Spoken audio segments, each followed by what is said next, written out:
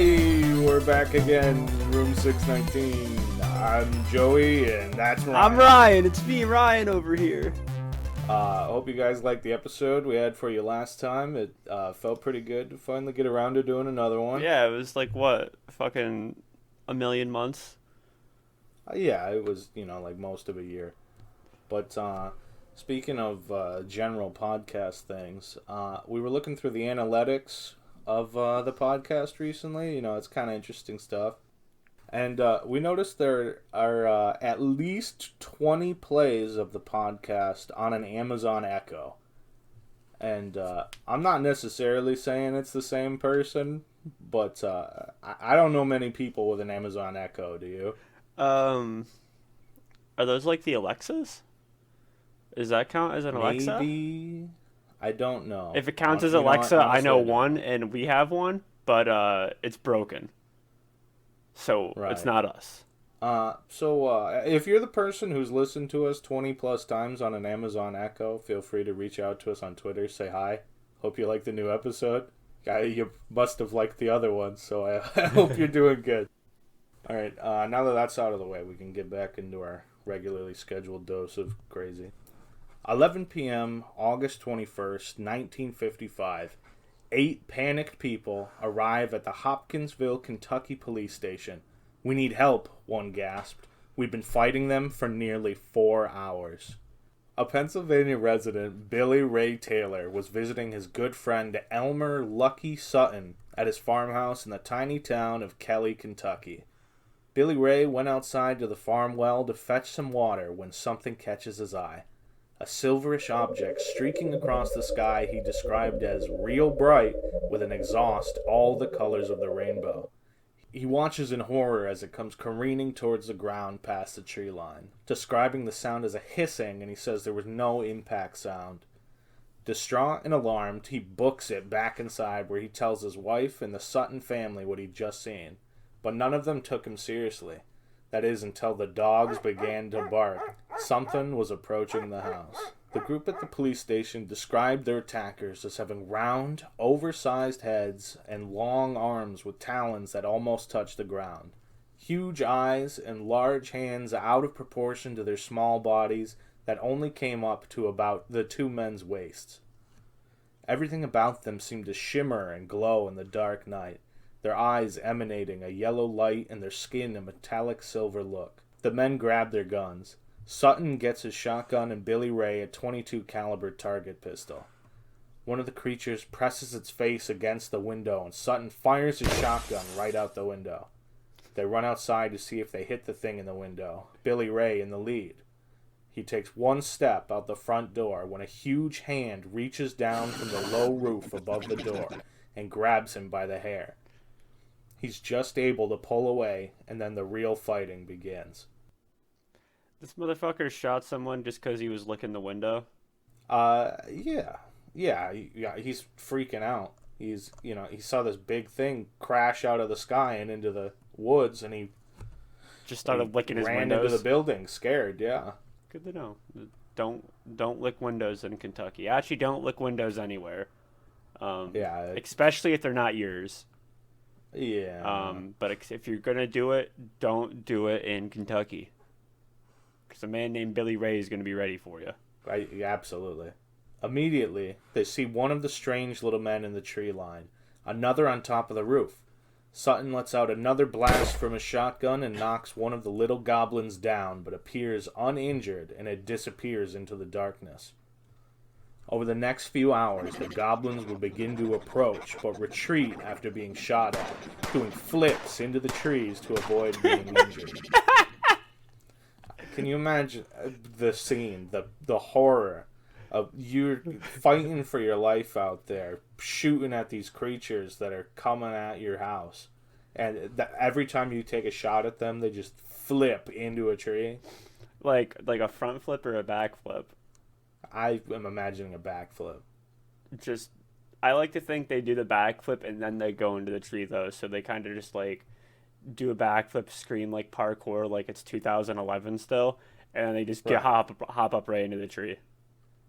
Yeah, I can see that. When interviewed, Deputy Sheriff Bates said that the men told him that they fired about 4 entire boxes of 22 pistol shells in defense of the land. After nearly 4 hours of fighting off the approaching creatures, the family saw an opening and jumped into their cars and drove to Hopkinsville for help. Chief of Police Russell Greenwell and 3 city police drive out to the Sutton farmhouse. Regardless if the police believed it was aliens, they believe something did have the Suttons and Billy Ray terrified, one of them having their pulse recorded at over 140 beats per minute. Shit. Greenwell is quoted saying, "These aren't the kind of people who normally run to the police for help. We're in God's country. We don't call the fucking police around here." Yeah, I think these were like real men's men, you know. They take care of themselves. They sort themselves out. Ain't no one looking my fucking window. Elmer Sutton and Billy Ray Taylor told them that there were 12 to 15 of them appearing in and out of the dark throughout the night. Fearing that the truth may have actually been a gunfight between neighbors, 5 state troopers, 3 deputy sheriffs, and 4 military police from Fort Campbell were also sent to the Sutton farmhouse. During their search, they found no concrete evidence of the Little Silver Men. The only evidence they found was evidence of a gunfire with holes through the window and the screen door and the wood paneling in the house. Deputy Sheriff Bates quoted a neighbor saying he heard shooting over at the Suttons, but only about 4 shots, and he thought that they were simple firecrackers. The following day, officers who visited the scene didn't want to give an opinion either way on what had happened at the farmhouse that night, though most officials seemed to agree that there was no drinking involved. The only one to make any comment either way was the city police desk sergeant, Frank Dudas, who wasn't actually on the scene at any point, but Sergeant Dudas had the previous summer been one of 2 policemen reporting seeing 3 flying saucers on an early morning. He's quoted saying, "I know I saw them. If I saw them, the Kelly story certainly could be true." And this whole event is now commonly referred to as the Kelly-Hopkinsvile Encounter. Okay, this is a big one. Oh, this is a relatively big one. This is monumental. This story is monumental. I think, now don't spoil it if you've seen it for me, but I've started watching that one history show, Project Blue Book. Yes. And I think they cover this in a later episode. I think I was like looking through the episode names, and I think I saw it. But also there is an episode, yes. There is. Okay, don't spoil it for the love of God. I've only I think I'm episode 2 or 3. Well, I think it's episode 4, so you're almost there. Oh my God! If I would just watch one more, I'd be so much more informed on the episode. In the coming days, the validity of their story was questioned. Many people doubted the honesty of the Suttons, and neighbors claimed the whole thing was the result of too much moonshine, despite officers claiming no alcohol was involved. All goodwill towards the Suttons would end when the family tried charging admission onto their farmhouse to try and profit from their story. Jesus Christ. Their neighbors became cold and threatening towards them, and 10 days later, the Suttons left Kelly for good. Well, yeah, you're charging people. Nobody wants to pay money. To an extent, I understand why that would, like, upset people, but also it's like, I don't know. If something horrible is going to happen to you, you might as well profit off it, right? Yeah, I guess chase the bag always. Yeah. There were people who came and they did go and pay to be on the land, and there were lots of people who actually, like, stole things from their house and basically just, like, getting souvenirs, but they were just, like, these families' belongings. They didn't shoot him over that? So it didn't really work out for them. That's what happens. Moral of the story, don't let people in your house. Be a hermit always. Yeah. That's basically the main bulk of the story, but we also have a handful of theories to go through. If you would be ever so interested in such a thing. Oh, I am always interested in the theories. All right, so theory number 1 being they were just drunk and they were just making stuff up. one of the sheriffs that showed up from a nearby town claimed that everyone at the house was drunk, and says that a few of the Suttons threw a cat under the window screen to scare the people inside, and then havoc ensued from there. That's good. Come here, Snuffles. Yeah, got I mean, gift for you. I don't know how that deals with the things, on the roof and in the trees and doing backflips and whatever, but they gotta embellish it a little bit. Also, the fact that the other officers seemed to believe that there was no alcohol, but also Joanne Smithy, a Kelly resident, says that theory has no grounds, as Glennie Langford, Sutton's mother, did not allow alcohol or swearing on her property at all, and says that the Suttons were a very quiet and trustworthy family, so that would absolutely not fly in their house. Interesting. I mean, every cop said that they were sober except for the one, right? Yes. And then... Yes, everyone except for neighbors and that one cop. And the neighbors weren't there. They were making claims after the fact. I mean, when you're drunk, you don't really, hallucinate or anything. So... No. You wouldn't be like, oh my god, there's a fucking alien licking the window.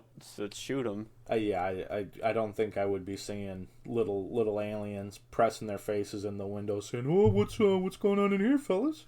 Hey, guys. And even if I did, I don't think my first reaction would be blasting a hole through my window with a shotgun. Nah, they're in fucking God's country, baby. First reaction, I always feel like blast them. I don't know, bro. I feel like you're painting Kentucky in a bad light. Yeah, I probably am. Our next theory, and the theory that I personally believe in the most, is the theory that the family misidentifies these little aliens, and they're actually just the nocturnal great horned owls. Because they fly silently. They have big yellow eyes that would appear to glow in the night if there was light shone on them. And they are very aggressively defensive of their nests. So if there was a nest or series of nests, it's entirely possible that the Suttons were simply attacked by a large group of owls. And there were meteor sightings occurring around the same time that could account for what Billy Ray saw in the night sky while he was fetching water from the well. If you were to look at a picture of a great horned owl, and you were also to Google the Kelly-Hopkinsville goblins, and you were to look at them, you would be like, that goblin's just like a naked owl, maybe. They've got the same general shape, and the height is also accurate. All right, let's see. Yato. This guy looks so fucking stupid. He looks like what's that one Pokemon? Sableye. Yeah, it looks like Sableye. Yeah, I was going to get to that later. Sableye is based on the description for the Kelly-Hopkinsville goblin. Really? Yep, I'll talk about that and some other stuff, and after we're done looking at these theories. What do you think about the owl theory? The owl theory, I feel like that's always the go-to blanket statement that, oh yeah, it's just a fucking owl. Can you give another example, perhaps? Well, on episode 2 of hit TV show Project Blue Book, that's what they name that's what they call the Flatwoods Monster. They say it's just an owl? They said it was just an owl. Well, I mean, owls are freaky, man. It could be. And I'm pretty sure that's also what they try to say the Jersey Devil is too. I'm sure they've said it about that. They've definitely said it about Mothman. They've probably said it about the Dover Demon. I'm sure the owls. I think people underestimate how scary an owl is. I don't think I've seen an owl in the wild. I have once, but it was daytime, so I was like, hey, that's a freaking owl right there. That's epic. That's freaking epic. Look at just that. staring at you. Wow. Now I want to go on like an owl like extravaganza at night just to try to find one to see what it You is. should. See if You should. You're gonna walk out there and you're gonna be like, "Holy shit! Is that the fucking Jersey Devil, Dover Demon, Mothman in my tree?" And then you're like, "Wait, that's a freaking owl! Shit, dude, an owl!" And then he's just gonna go whoo, and then start fucking licking my window. Perfect. As God intended. And actually, in the movie, The Fourth Kind, the aliens change people's memories of messing with them in the night with, like, spooky owl visuals. And it's totally freaky and upsetting. But that's, like, a great movie. You all should definitely check it out.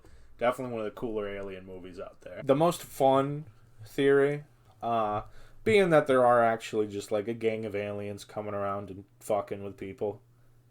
You know, looking in their windows and then just kind of walking towards them. And I guess he did grab Billy Ray by the hair and, grabbed his head. But, to be fair, they shot him with a shotgun first. That's a pretty aggressive opening move. Yeah, I mean, hair pulling and shooting with a shotgun, I feel like are in two separate realms.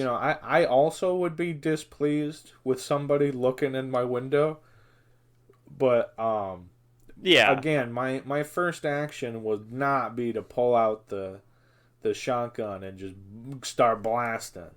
It's just the UPS man, just trying to make sure someone's home to deliver. Could you a sign package. for this? Bam! What the fuck you say, alien?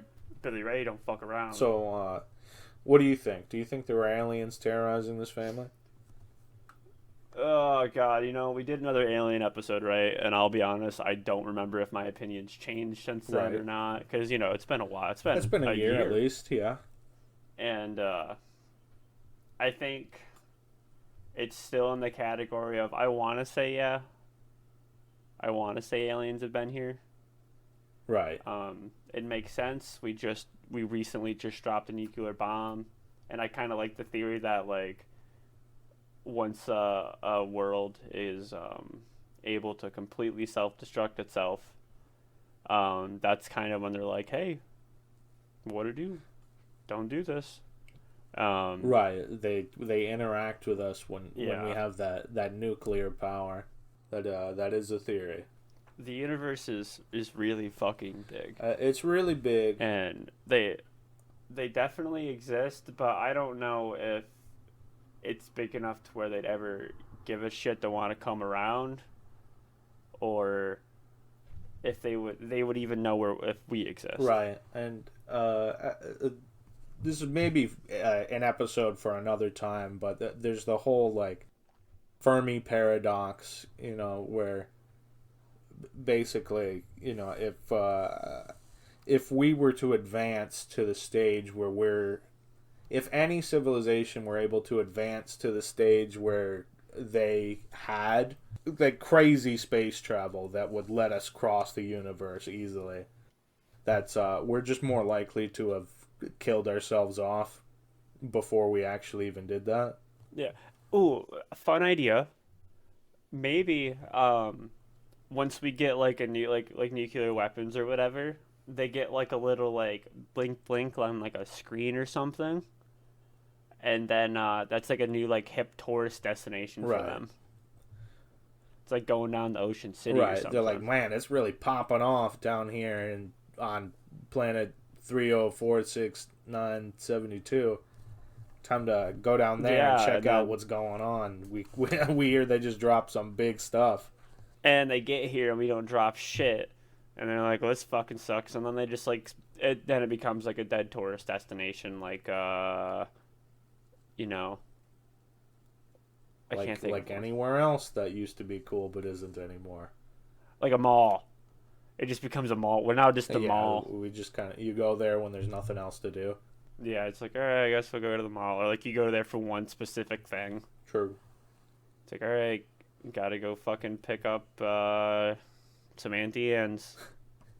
I don't think I've ever gone to a mall specifically to get Auntie Anne's. I don't think I have either, but somebody probably has, and I almost feel sad for that person. Like, it's a pretzel. It's good pretzels, though. There's nothing wrong with pretzels. In fact, I'm quite fond of pretzels, but at the end of the day, it's just salty bread. With cinnamon dust. It can have cinnamon dust, yeah, but Do you not get the cinnamon dust one? I've never bought Auntie Anne's ever. You're fucking kidding me. But, like, are you seriously going to walk into a mall just for a pretzel? I'm judging you. I won't let him get away with judging Kentucky for whatever he was judging it for, but pretzel eaters, I'm on to you. I'm on to you. Episode 47. It is coming. Episode 47. When we hit that, pretzel eaters, you're done for. The truth will be revealed. Imagine being a pretzel eater in the state of Kentucky You're right feeling now. attacked. Imagine being an Amazon Echo user who eats pretzels in the state of Kentucky today. We just got canceled by Amazon Echo users in the state of Kentucky who like to eat pretzels while From listening to the Auntie Anne podcast. specifically. From Auntie Anne. Anywhere else pretzel, yeah. Wetzel's Pretzels. Not a sponsor. Wetzel's Pretzels. Please sponsor. Back to Kelly-Hopkinsville. So this actually has it has quite a big effect on popular culture. So this sighting actually popularizes calling aliens little green men. Despite Sutton's and Billy Ray, saying they were silvered multiple times. Little green men was used like a handful of times in science fiction before this, but it was always in like science fiction novels and things. It wasn't ever like in the news. For whatever reason, the local reporters here started referring to the little goblins as little green men, and those words just ended up getting repeated in newspapers and news broadcasts on the radio, and then it just like became the thing to refer to aliens as. And we can thank these window blasting Kentuckians for little green men. And they weren't even green. They were silver all along. Like you mentioned earlier, also Sableye, the Pokemon, is based on the goblin's description. Pathfinder, the D&D like game.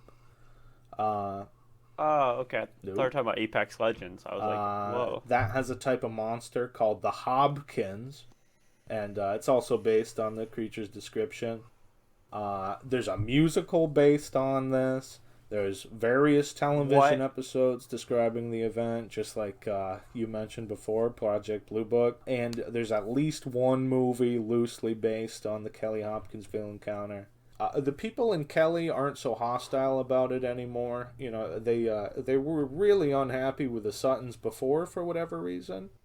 But now, today in Kelly, they have a Little Green Men festival every year. Let's fucking go. When is it? I didn't check when it was last year, but or this year. They've got live music, they've got food vendors, they got costume contests, they do cosplay for some reason. They've got kids activities, rides, and games, and it looks like every year one of the Sutton daughters goes and retells the story from her point of view. And 2021 was supposed to be the 10th annual festival, so they haven't been doing it that long.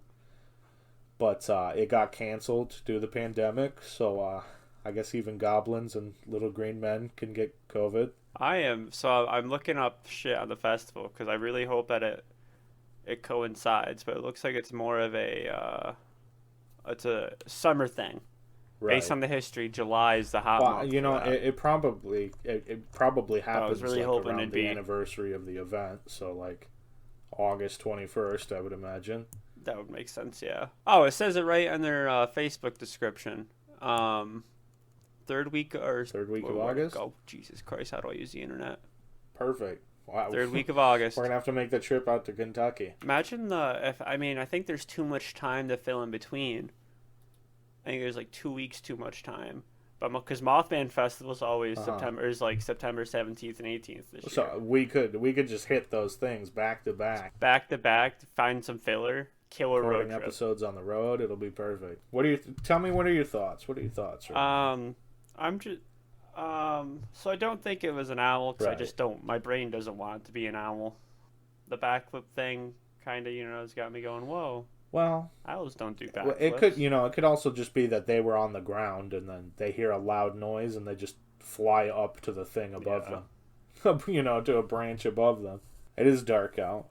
I'm going to go on the record and say that I think it was Little Silvermen. Just because I want it to be. Because I don't really know what to make of it. There were little goblins running around. The owl thing just doesn't make sense to me here. As much, like, I don't know. I don't feel like my brain is allowing me to be like, yeah, it was a fucking owl. So, and the only other option is just Well, you could also aliens, just say it was so all I'm a gonna go with hoax and a aliens. lie. It's always an option. I didn't know that was an option. Absolutely, then. Absolutely. You think so? Absolutely. I think they're full of shit. Yeah, I'm gonna stand firm with owls here. I'm saying, I don't know, Owlgate this time. To add to the, we got Eelgate from the Champ episode. We can have Owlgate this time. We have the hidden gate that will never be mentioned. But unless Ryan has anything else to add, that's all from us this time. All right. If you like the episode or want to talk more about it, feel free to hit us up on our Twitter. Links in the bio, and hopefully we'll catch you again soon. Bye. Bye. Bye. Bye. Bye. Bye. Bye. Bye.